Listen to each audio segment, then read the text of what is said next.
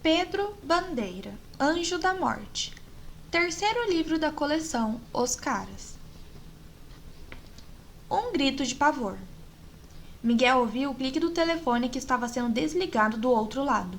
Esfregou os olhos para afastar o sono. Era a voz de Magri, de sua querida Magri, falando em código, no código vermelho dos caras. O garoto olhou para o relógio. O telefonema acordara meia hora antes de o despertador tocar. Agora ele teria de chegar ao colégio Elite bem antes do início da primeira aula. Uma sensação de mal-estar tomou conta do líder dos caras. Na noite anterior, Magri tinha ido com Calu à estreia de uma peça. Algo de muito grave deveria ter acontecido no teatro. A plateia estava lotada, sussurros ansiosos denunciavam a expectativa do momento mágico em que os refletores seriam acesos e as pesadas cortinas de veludo vermelho escuro seriam abertas, revelando o cenário para dar início ao primeiro ato do Rei Lear, de William Shakespeare. Uma campainha estridente ecoou por todo o teatro. Era o primeiro sinal que anunciava os últimos 5 minutos antes do início da peça. Durante toda a semana, a imprensa comentara entusiasmada. Aquela seria uma encenação muito especial da famosa tragédia. E a presença do grande ator Solomon Friedman no papel título era mais uma garantia de um espetáculo inesquecível.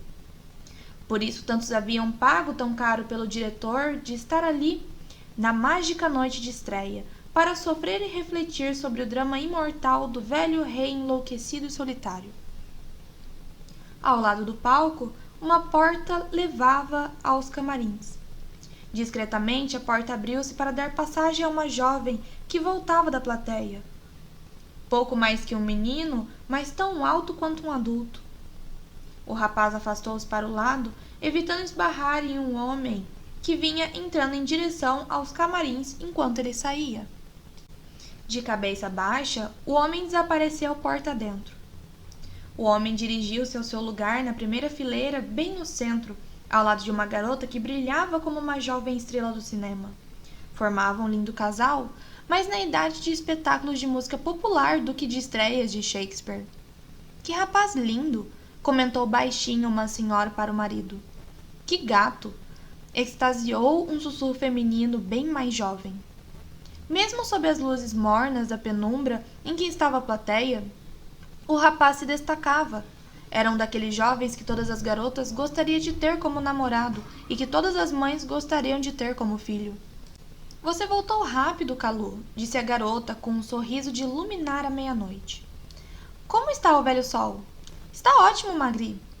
Uma ou duas fileiras atrás, um suspiro fez-se ouvir. Calu sentou-se ao lado da menina que sorria, acostumada a ouvir suspiros e comentários apaixonados sobre a beleza do amigo. Calu era, sem dúvida, o garoto mais bonito do colégio Elite, onde os dois estudavam. O velho está feliz, Magri, absolutamente preparado. Vai estrear como se nada de excepcional estivesse por acontecer. Como se encarnar um dos mais difíceis papéis de teatro universal fosse a tarefa mais natural do mundo. A campainha estridente tocou 2 vezes. Era o segundo sinal. O espetáculo começaria dentro de 3 minutos, no máximo. Magri alançou o braço do amigo. As luzes da plateia diminuíram um pouco, quase imperceptivelmente. O rapaz sentiu o perfume suave e delicado e voltou-se para a menina como se pela primeira vez tivesse percebido quanto ela era linda. Magri encostou o rosto no ombro de Calu, quase que só para fazer inveja à desconhecida que suspirara há pouco. Como o roçar de uma pétala, a leve maquiagem soltou seu pólen perfumado e manchou um pouquinho o ombro do blusão do rapaz. Calu cerrou os olhos e apoiou a cabeça no encosto da poltrona, deixando-se levar pelo prazer daquele momento, da proximidade quente da amiga. Seu pensamento divagou, até voltar a Solomon Friedman. Dentro da memória, reavaliou a figura querida do seu velho professor de teatro, todo maquiado com uma longa barba, fina e grisalha, que fazia parecer mais velho ainda. Solomon, se em um templo o sacerdote transmite a palavra de Deus, no teatro o ator transmite a palavra do homem. Para Calu, o teatro era religião e o velho sol, seu remo sacerdote. Solomon, o ator húngaro, que conhecera o Brasil como nova pátria desde o fim da Segunda Guerra Mundial. O professor de 2 gerações de atores brasileiros. Professor de interpretação que ensinava a Kalu os segredos do método de Stanislavski. O método complexo da interpretação em que o ator tem de viver o personagem, encarná-la e sofrer com ela, como se fosse a própria personagem. Kalu fora cumprimentar nos bastidores.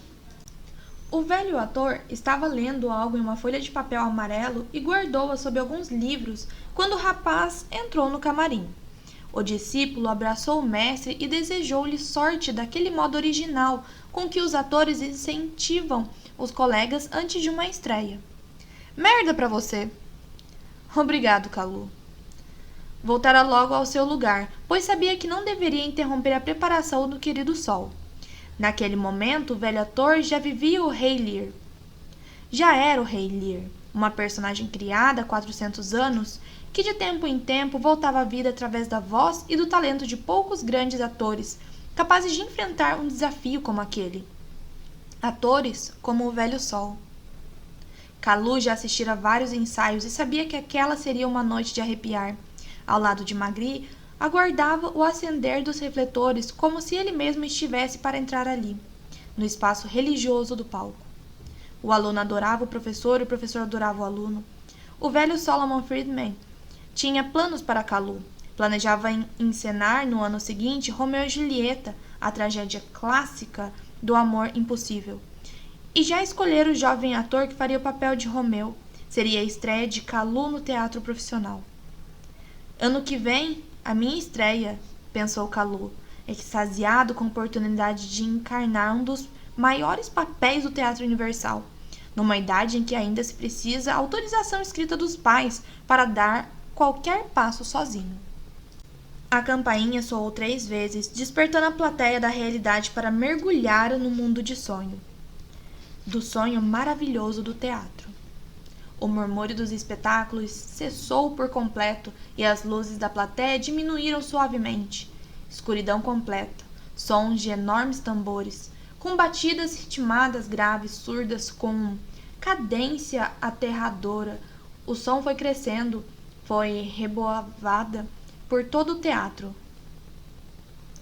As cortinas abriram-se pesadamente, os refletores acenderam-se lentos, dirigindo as atenções para o centro do palco. Como a marcar a pulsação de todos os corações, os tambores continuaram, dando tempo para os espectadores acostumarem-se ao cenário e ao clima solene da tragédia inglesa. Pararam subitamente. No silêncio que se seguiu, cada espectador pensou estar ouvindo as batidas do próprio coração. Dos bastidores, correspondendo a um envolvimento arrepiante que já tomava conta da plateia, um grito de pavor sobrepôs a tudo. Ah! Foi como se todos os corações parassem de pulsar por um segundo à espera do que viria a seguir. Um crítico especializado ajeitou-se na poltrona. Rei Lear era uma peça que começava de modo leve, quase alegre, para poucos desenvolver um trama na tragédia e morte. Por isso, o crítico julgou genial aquela inovação criada pelo diretor da peça. Por mais pavoroso que seja, o grito de uma peça de teatro não deve surpreender ninguém, já que o palco é o lugar certo para gritos, gargalhadas, alucinações e desesperos. Mas na plateia, o grito pegou Kalu de surpresa. Ei, senta aí, protestou uma voz na segunda fileira. Kalu estava de pé. Pelo que assistira nos ensaios, ele sabia que aquele grito não fazia parte do espetáculo. Dos bastidores, uma voz de mulher foi claramente ouvida. Meu Deus! Ele está morto! Ninguém entendeu quando, como um gato, o belo jovem da primeira fileira pulou para o palco e correu em direção aos bastidores. Era fácil traduzir o código vermelho. Mentalmente, Miguel pensou e repassou a mensagem telefônica de Magri. Era só trocar o AIS por A, Enter por E, ISIS por I, OMBER por O e UFTER por U. K, imediatamente, no esconderijo secreto, avise Crânio e Chumbinho. Magri tinha dito K, o sinal de emergência máxima dos caras. Miguel sairia da casa meia hora antes do habitual. Seus pais ainda estariam dormindo. Algo de muito grave deveria ter acontecido para que Magri convocasse uma reunião de emergência máxima dos caras àquela hora. Porque os caras, Os caras, aquele pequeno grupo de alunos do colégio Elite. Tinha sido o espírito de aventura que fizera Miguel criar o grupo secreto dos caras. A ideia começara quase como uma brincadeira inocente, mas a realidade tinha feito com que os 5 amigos acabassem enfrentando perigos tremendos. Perigos que os caras jamais se preocupavam, mas que pareciam atrair. Sim, Miguel sabia que onde Magri queria a reunião. O esconderijo secreto. O forro do enorme vestiário do colégio Elite. O que teria acontecido no teatro? Miguel não pudera ir à estreia do Rei Lear, mas Kalu não perdera aquele espetáculo por nada nesse mundo. Magri tinha ido no teatro com ele. Miguel apertou o gancho do telefone, aguardou o sinal, a linha leve e discou para Crânio. Em seguida, ligou para Chumbinho. Os 5 caras deveriam se unir mais uma vez. A morte do Rei Lear. A jovem atriz que faria o papel da Cordélia estava paralisada na porta do camarim de Solomon Friedman, como se tivesse sido fulminada por um raio. Kalu afastou-a sem querer cerimônia e invadiu o camarim, antevendo a tragédia. Emoldurado pelas luzes que circundavam o espelho do camarim, debruçado sobre a mesa de maquiagem, Solomon Friedman parecia repousar. Um pequeno círculo negro adornava-lhe a nuca, e um filete vermelho escorria pelos 2 lados do pescoço, formando um delicado colar. Ansiosamente, Kalu agarrou-lhe o ombro e puxou-o. O corpo caiu para trás, contra o espaldar da poltrona giratória. Com o peso, a poltrona fez meia volta, e o grande ator pareceu fixar o olhar pesado, arregalando em seu aluno predileto. Um sorriso estático paralisava-lhe a expressão sob a barba falsa do personagem, como se, cinicamente, o velho sol endornasse da sua própria morte. Solomon estava morto e parecia feliz. O camarim já estava sido invadido por quase todo o elenco do Rei Lear, e foi como se uma corte de verdade chorasse no uníssono pela morte do seu rei, como seus duques e cavalheiros vestidos de veludo e ajaizados em couro falso. Lentamente, Kalu afastou as mãos do ombro do velho sol. Seus olhos ardiam, inflamados. Queriam chorar, queriam explodir em forma de revolta, mas o rapaz abafou por dentro. Ele era um cara, não podia permitir que o desespero superasse sua consciência. Solomon estava morto. Era preciso vingar aquele covarde assassinato. Era preciso agir. Mesmo em meio à dor pela perda do seu querido professor de teatro, a atenção de Kalu notou um detalhe que poderia ser importante. Olhou debaixo de uma pilha de livros que havia na mesinha ao lado. Em seguida, baixou-se e pegou algo no cesto de papéis. Não fazia 5 minutos que ele estivera naquele camarim, visitando o velho sol. O assassino ainda poderia estar ali.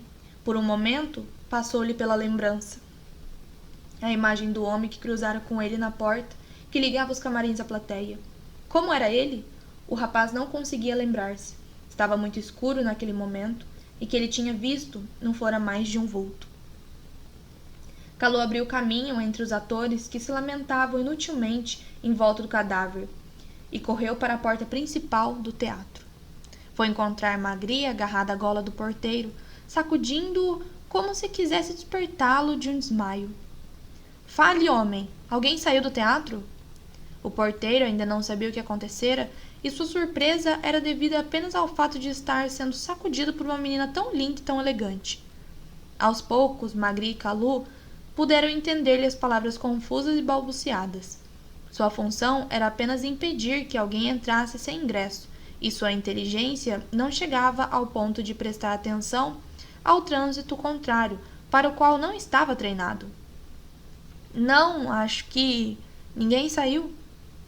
Não foi preciso qualquer combinação entre os 2 caras. Magri empurrou o porteiro para dentro do teatro e fechou a porta, guardando-a em seu próprio corpo. Se alguém tentasse fugir por ali, teria de passar por cima do seu lindo cadáver. Kalu conhecia muito bem aquele teatro e correu para a entrada dos atores, que ficava no fundo e seria a única alternativa para uma fuga rápida. A porta estava escancarada. Como um ator veterano, suando como nunca sob a luz dos refletores, o detetive Andrade movia-se com desenvoltura pelo palco. Aquele papel ele sabia desempenhar como ninguém. Solomon fora morto com apenas um tiro na nuca, um tiro que ninguém ouvira por causa do ribombar de tambores que abria a peça. O assassinato deveria ter sido cometido naquele exato momento. Kalu já retomara seu lugar na primeira fileira, mais uma vez via-se envolvido com um crime hediondo. Só que dessa vez a vítima era alguém muito próximo a ele, alguém que ele amava. E mais uma vez ali estava o detetive Andrade, aquele policial dedicado, gordo, careca, sempre suando, quando estava às voltas com um problema complicado para resolver. Kalu sentiu-se segura.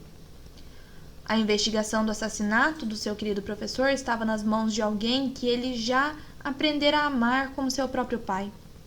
Cumprindo uma ordem de detetive, o administrador do teatro, um homem miudinho, conseguiu que todos os atores, técnicos e funcionários subissem ao palco. Não falta ninguém? Já verifiquei, respondeu o administrador. Estão todos aqui. O porteiro e a bilheteria tentavam fazer com que os espectadores voltassem aos seus lugares. A ordem do detetive tinha sido bem clara. Prestem muita atenção. Eu quero que cada um volte exatamente para o lugar que ocupava no momento do crime. Entenderam? O porteiro e a bilheteria tinham entendido e, com muito custo, conseguiram reacomodar a plateia em seus lugares. Quando tudo estava do jeito que ordenara, o detetive passou o lenço suado pela careca mais uma vez e pediu calma. Um momento.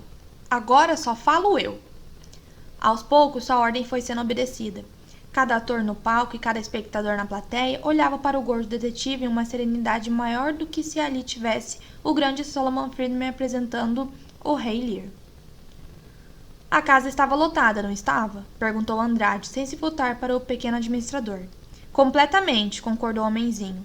Todos os ingressos foram vendidos e também já verifiquei que todos eles estão devidamente rasgados na urna de entrada. Isso quer dizer que estão todos que compraram o ingresso compareceram ao teatro? Sim, senhor. Muito bem, resmungou Andrade. Temos um bom número de suspeitos. O assassinato poderia ter sido cometido por qualquer um dos atores, qualquer um dos funcionários ou qualquer um dos espectadores. Ei, espere aí, protestou o ator que faria o Duque de Albany, e cujo bigode falso já estava meio despencando. O senhor está nos acusando de... Por que justamente nós? Cortou uma atriz exageradamente maquiada para o papel de Goneril, a terrível filha mais velha do Rei Lear. Poderia ter sido qualquer pessoa. Não, cortou o gordo detetive. Só pode ter sido uma pessoa. Andrade foi até os bastidores e logo voltou puxando para o palco um tripé sobre rodinhas, no qual estava instalado um refletor. Virou desajeitadamente e apontou o foco de luz para um ponto da plateia, na sexta fileira. Havia um lugar vago. Andrade sentiu-se como um ator ao fazer a revelação final de uma peça de mistério. Todos entregaram seus ingressos na entrada. O porteiro os rasgou e colocou na urna, mas parece que agora está faltando alguém. Novamente sentada na primeira fileira, Magri apertou o braço de Kalu. Eles haviam bloqueado as duas saídas, mas o assassino tinha sido mais rápido. Andrade estava olhando para a menina, com carinho. Fora sua voz que ele ouvira ao telefone, comunicando-lhe do crime. Sentiu falta de Miguel, de Crânio e de Chumbinho. Chumbinho, pouco mais que um menino, alegre, reinador, mas valente como ninguém. Por um instante, passou pela cabeça do detetive a lembrança das aventuras que o destino fizera partilhar com aqueles 5 adolescentes que ele já aprendera a amar como se fossem seus próprios filhos. Todos estavam quietos à espera da próxima fala do principal autor da peça policial, que agora se desenrolava no palco. Uma peça que estava sendo escrita ali, naquele momento, pela realidade. Andrade voltou-se para a plateia, olhando na direção da sexta fileira e falando desnecessariamente alto, pois a boa acústica do teatro permitia que até um sussurro fosse ouvido por todos. Alguém aí dessa fileira lembra-se de quem estava sentado naquela poltrona? Em volta da poltrona fazia todos se entreolharam. Na ponta da sexta fileira, uma senhora levantou-se e falou nervosamente. Bom, acho que me lembro de alguém. Um homem pedindo passagem para sair pouco antes de a peça começar. Quando ouvimos o grito, ele não tinha voltado ainda. A senhora poderia descrever esse homem? A plateia estava na penumbra, titubeou a mulher. Era um homem, de idade, talvez. Um velho? Perguntou o detetive de cima do palco. É difícil, estava tão escuro. Ela era velho, sim, talvez. A testemunha parecia duvidar de si mesma. Só sabia dizer talvez. Andrade pensou que ela seria uma pouca utilidade num julgamento. Muito velho? É difícil dizer. O meu pai, por exemplo, ninguém diria que ele tem... Andrade começou a perder a paciência. O velho que a senhora viu era seu pai? Meu pai? Oh, não, claro que não. Então deixe seu velho pai fora disso, por favor. A senhora poderia calcular a idade do homem que viu sair dessa poltrona? Não sei, uns 60 anos, talvez. Era alto, baixo, gordo, magro. Era um tipo comum, eu acho. Mas a senhora não notou alguma característica no tal homem que pudesse nos ajudar? Não sei. Só o que eu sei é que ele tinha um jeito estranho, era talvez a voz. Quando ele pediu passagem para sair, ele pediu licença? Bem, não propriamente, ele resmungou algumas palavras, deveria estar pedindo licença, talvez, com uma voz diferente. Uma voz diferente? O que seria uma voz diferente? Um sotaque estrangeiro? A senhora saberia dizer que língua era esse sotaque? Acho que parecia alemão, talvez. A Aranha Negra. O dia mal amanhecera quando Miguel chegou ao Colégio Elite. Ainda faltava 40 minutos para o início das primeiras aulas. Cumprimentou um porteiro sonolento e dirigiu-se rapidamente para o enorme vestiário que separava o prédio principal das quadras de esporte. Entrou no quartinho onde se guardavam vassouras e produtos de limpeza e agilmente pulou como um acrobata, agarrando-se à borda do alçapão do teto. Com um impulso, a tampa do alçapão afastou-se e o líder dos caras jogou o corpo para cima, atravessando a abertura em direção ao forro do vestiário. As primeiras luzes da manhã filtravam-se através de telhas de vidro que no centro do telhado substituíam algumas das telhas do barro. Kalu e Magri aguardavam sentados sobre pernas como japoneses à espera da cerimônia do chá. Como eram lindos aqueles olhos! O garoto ajoelhou-se ao lado de Magri e tomou suas mãos com delicadeza, como se a consolasse por algo que nem sabia o que era. O que foi, Magri? O que aconteceu? Magri encostou o rosto nas costas da mão do amigo, aceitando o conforto oferecido. Um perfume suave de quem acabou de sair do banho emanava da menina. Seus cabelos ainda estavam úmidos, cheirando a shampoo. Toda ela parecia uma flor, amanhecendo orvalhada. Mas uma flor que tremia, insegura. O líder dos caras respirou em clima de aflição, que pairava por todo o forro do vestiário. Ah, Miguel, pior não poderia ser.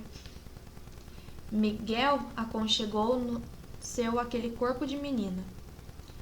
Aos poucos sentiu em si a tranquilidade que procurava oferecer à amiga e descansou, como se tivesse voltado para a cama e retomado o sono, mergulhando no seu sonho predileto. Sem olhar para o abraço do casal de amigos, Kalu parecia desconfortável. Em curtos intervalos, Crânio e o pequeno Chumbinho entraram pelo alçapão, silenciosos como gatos. Os caras estavam reunidos. Isso são horas? Resmungou Chumbinho. Desse jeito a gente vai criar um regulamento proibindo chamadas de emergência próxima antes do meio-dia.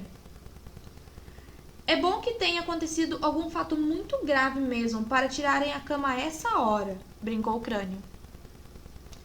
Kalu fuzilou com o olhar. Será que o assassinato de Solomon Friedman é grave bastante para vocês? A reação de todos foi de surpresa. A de Crânio juntou-se ao arrependimento pela brincadeira. Disfarçadamente tirou do bolso a pequena gaitinha para ficar passando pelos lábios, sem tirar dela nenhum som. O som estava dentro dele, um som de tensão, de expectativa. Ninguém interrompeu enquanto Kalu narrava detalhadamente a drama real que substituía a tragédia a ser estreada pelo grande Solomon Friedman na noite anterior. Talvez aquele fosse em todo o mundo o único caso de assassinato de um ator, muito antes de entrar na cena. Eu telefonei imediatamente para o detetive Andrade, informou Magri no final da explanação de Kalu. Ele iniciou as investigações daquele jeito meticuloso que vocês conhecem muito bem. E o que ele descobriu? Perguntou Chumbinho. Andrade pode ter lá suas teorias, caras, respondeu Calu. De qualquer forma, nem adianta saber o que ele descobriu. Eu acho que o assassinato de Solomon Friedman foi um crime político. Miguel tentou impedir que a imaginação do amigo voasse muito alto. Um momento. Não vamos começar a inventar maluquices. Só o que sabemos é que Solomon foi assassinado. Não vamos agora começar os fatos para enxergar o que não foi demonstrado. Por enquanto, não há nada que... Ah, sim, Miguel! Interrompeu Calu, que não admitia nenhuma acusação de exagero, mesmo que tivesse razões para estar emocionalmente envolvido. O velho Sol estava lendo uma folha de papel amarela enquanto encontrei no camarim para cumprimentá-lo. Estendeu-a debaixo de uns livros quando me viu, como se não quisesse me mostrar. Naquele momento, o cesto de papel estava vazio, disso eu me lembro muito bem. Depois da morte dele, porém, não havia nada debaixo dos livros. Mas no cesto havia esse papel amarelo amassado. Vejam. Calu mostrou uma folha amarrotada de papel amarelo. Era um impresso mal feito, como se um folheto de propaganda de liquidação. No alto destacava-se uma cruz suástica. Uma cruz suástica. A medonha aranha negra do horror, com as 4 pontas girando no sentido contrário ao movimento dos ponteiros do relógio, como se fizesse voltar o tempo para uma época de crime e loucura, quando a liberdade e a inteligência foram ceifadas da face da terra. O terrível símbolo nazista da insânia e do ódio. Andrade passara boa parte da noite dirigindo seu velho fusquinha sem pressa e sem destino. Ele precisava pensar e, para isso, nada como as ruas desertas de São Paulo no meio da madrugada. Depois do final da investigação no teatro, o cadáver do ator fora levado para o Instituto Médico Legal. Andrade mandara anotar o nome e o endereço de todos os presentes, dispensara todo mundo e mandara interditar o teatro. Mas agora ele não podia ir para casa como se estivesse apenas com mais um caso nas mãos. A vítima fora amiga de Calu e o assassinato de um amigo de um dos seus queridos meninos era um problema especial para ele. A noite paulistana já esfriara um pouco quando o detetive estacionou em frente a uma lanchonete, aberta em plena madrugada, apesar do friozinho e do regime que ele se prometera começar no dia seguinte. Andrade pediu uma banana split com 3 bolas de sorvete, 3 tipos de calda açucarada, um exagero de chantilly, marshmallow, farofa de paçoca, castanhas picadas, xarope de groselha, 3 canudinhos de biju como enfeite e uma pequena cereja plantada em cima de tudo. Saboreou lentamente cada colherada sem deixar de pensar naquele estranho caso. O que sabia Calu sobre o velho ator? E Magri? Ele deveria interrogar os dois, mas sabia que aqueles danadinhos haveriam de querer meter-se em tudo. Ah, mas eles os proibiram. Ah, sim, dessa vez ele não iria permitir que os garotos se metessem novamente em uma investigação de assassinato. Que cuidassem de estudar e deixassem as coisas sérias a cargo dos adultos. Miguel recebeu o papel amarelo que Calu lhe estendia. Crânio e Chumbinho meteram a cabeça por sobre seus ombros, sob os raios de luz que entraram no forro do vestiário através das telhas de vidro. As frases do folheto amarelo davam um enjoo no estômago. Era um amontoado de acusações colunistas, odientas, racistas, asquerosas. O folheto começava com o título em alemão. Juventude Brasileira, como traduziu Calu, que estudava alemão. As frases restantes estavam em português e soavam como palavrões ao conclamarem aos brasileiros a resistência à sua suposta conspiração judaica que...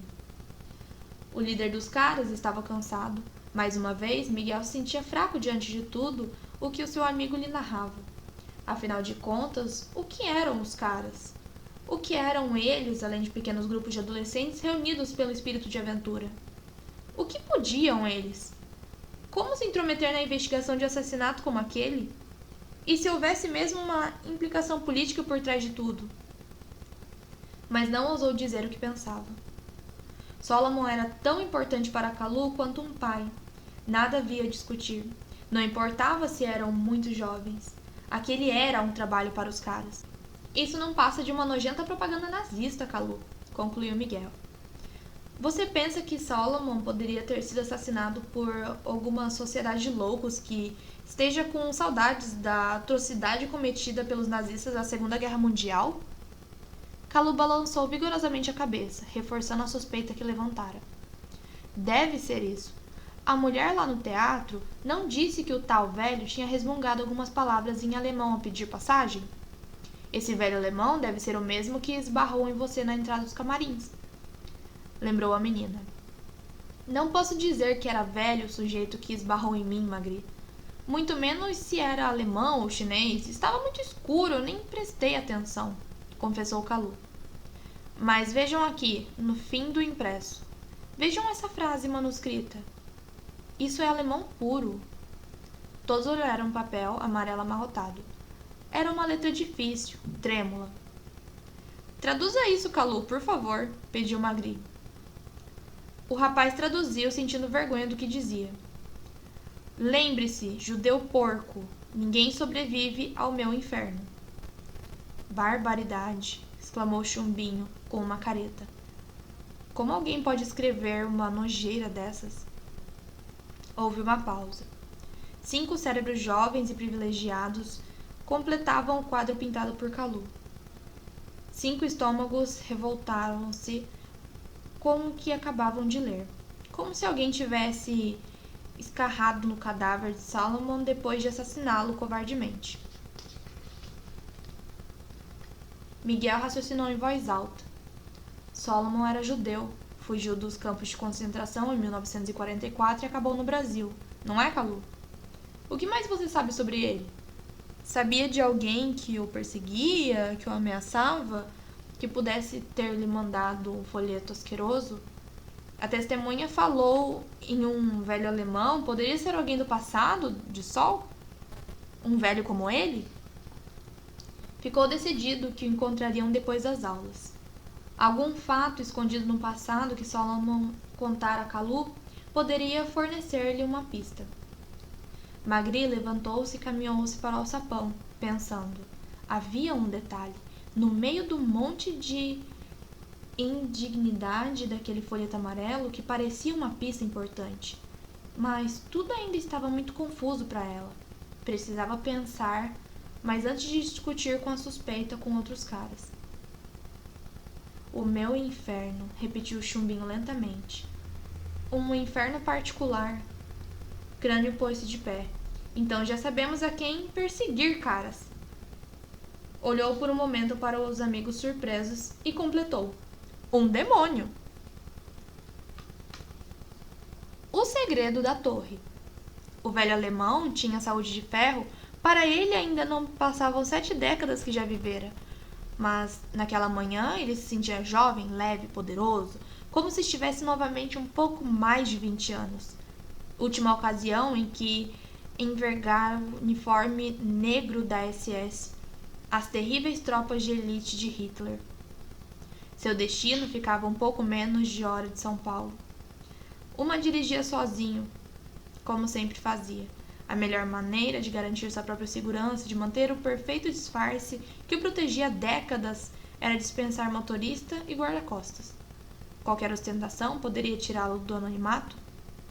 E por enquanto, a curiosidade do público, da polícia e principalmente das organizações judaicas era a última coisa que o velho alemão poderia desejar.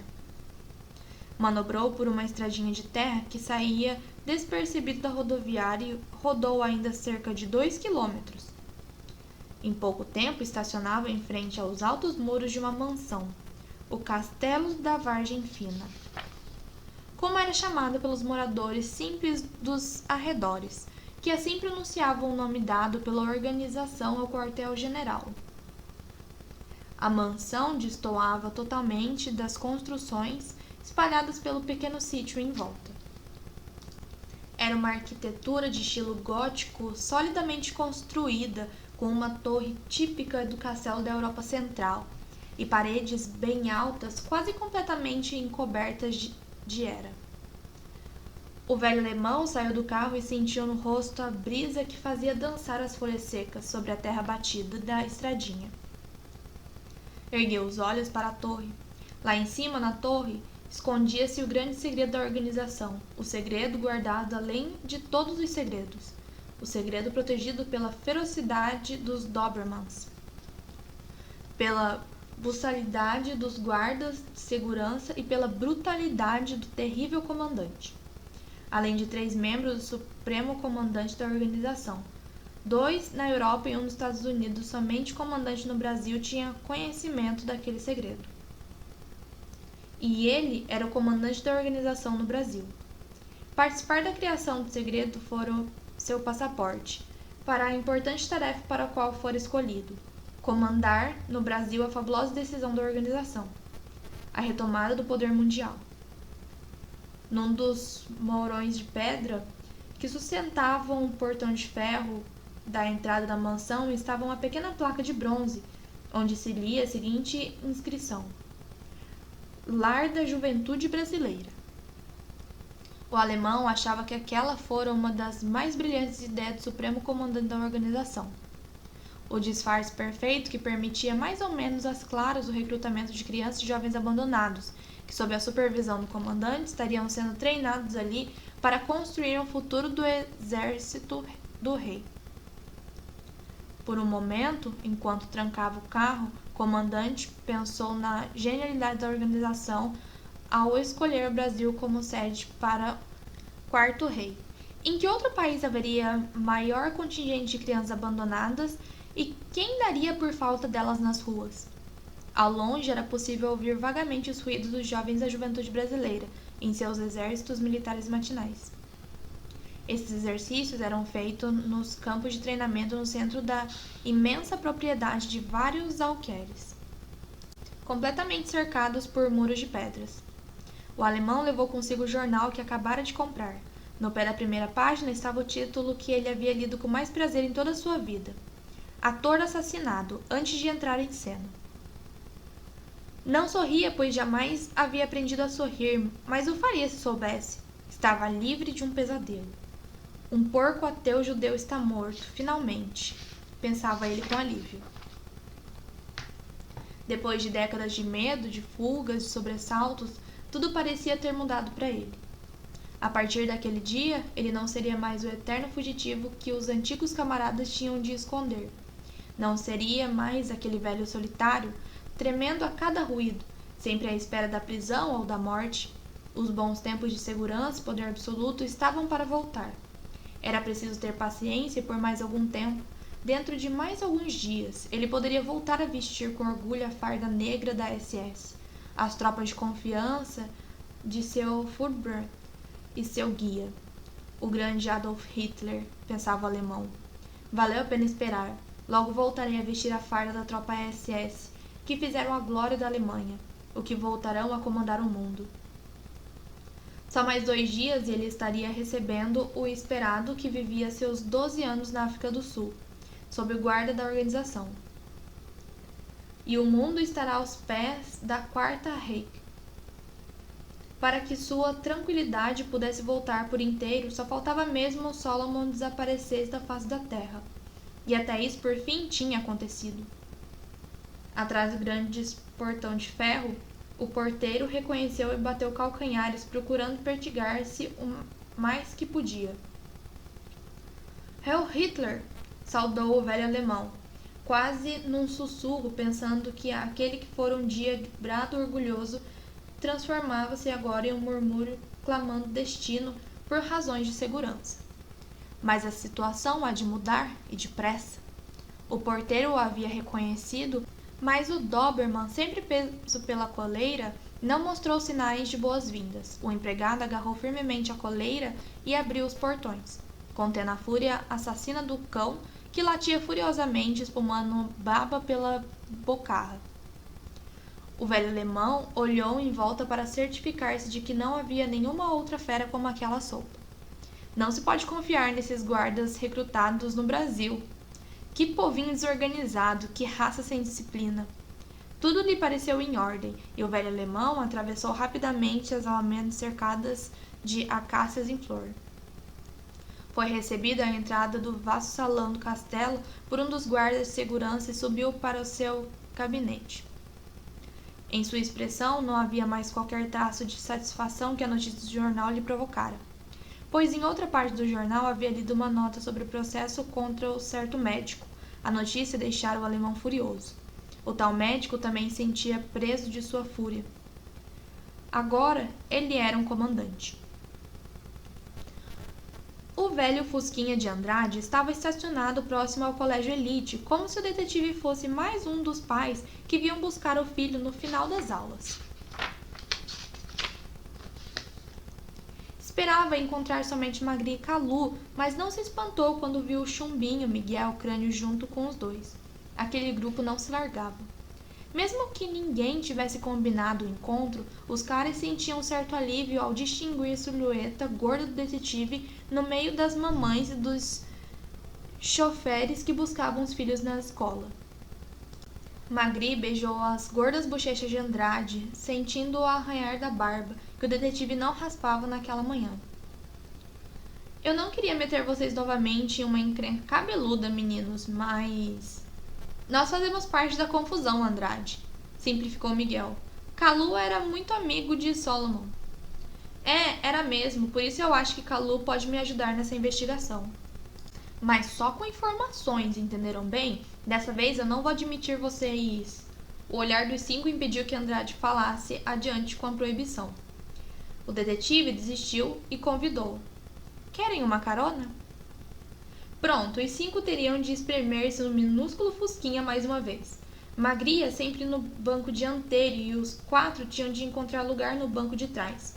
Chumbinho odiava ser o menor de todos e ficava danado quando sugeriam que ele viajasse no colo de alguém. Enfiou-se no estreito compartimento que havia junto ao para-brisa traseiro. Você tem alguma informação sobre o crime de ontem à noite, não é, meninos? Começou Andrade. Temos, confirmou Magri. Para o Ibirapuera? Para o Ibirapuera.